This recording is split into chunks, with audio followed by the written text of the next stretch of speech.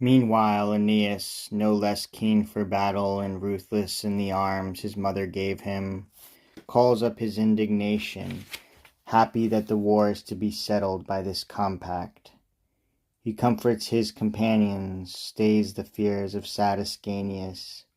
He teaches them the ways of fate.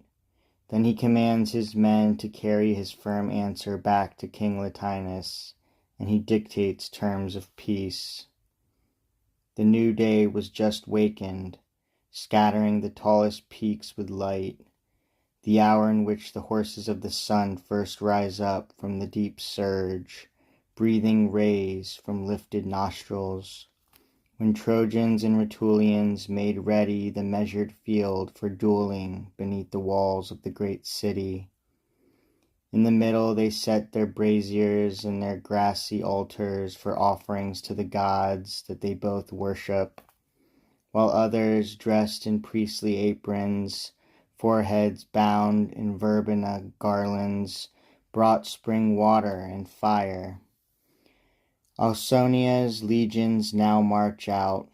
Tight column squadrons pour through crowded gates. To this side all the Trojan troops and Tuscans are hurrying with mingled armor, wearing their steel even as if the bitter battle of Mars had called on each of them. No less the captains race among the thousands, bright with gold and purple.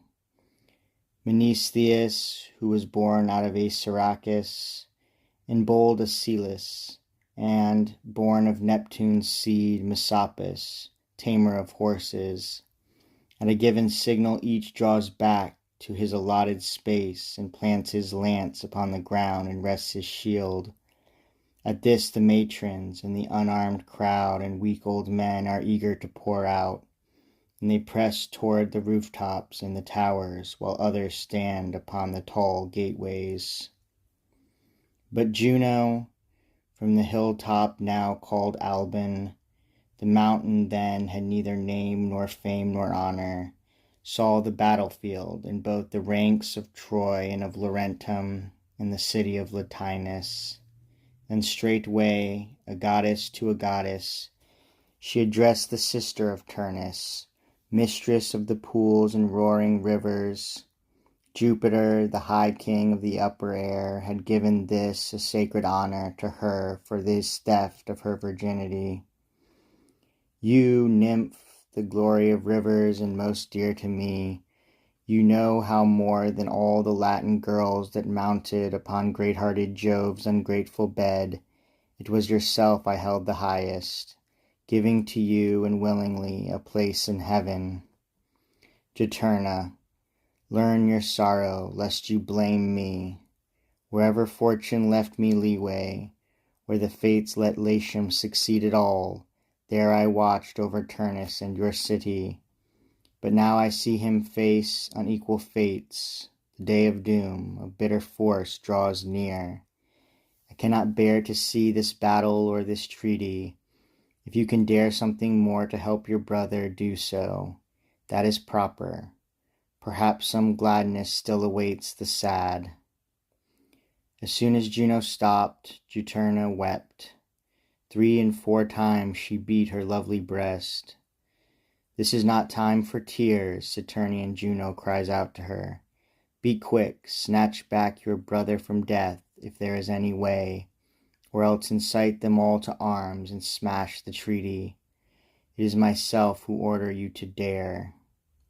And with this counsel, Juno left Juturna in doubt, restless, the harsh wound in her mind. Meanwhile the kings advance. Latinus rides upon his massive 4-horse chariot, and twice 6 golden rays, an emblem of the sun, his ancestor, surround his temples. A pair of milk-white horses carry Turnus. 2 broad-tipped javelins quiver in his grip. Against them from the campsite marches out the founder of the Roman race, Father Aeneas, blazing with his star-bright shield and heaven-given arms. Ascanius, the second hope of mighty Rome, is near him. A priest in spotless tunic leads the young, born of a bristling boar, and an unshorn sheep 2 years old. He sets these animals before the burning shrines. Both warriors, turning their eyes to face the rising sun, now scatter salted meal before them, mark the foreheads of the victims with a sword, and from their cups pour offerings on the altars. Then with a drawn blade, pious Aeneas prays. Now may the sun be witness to my prayer, together with this earth, for whom I have endured such trials.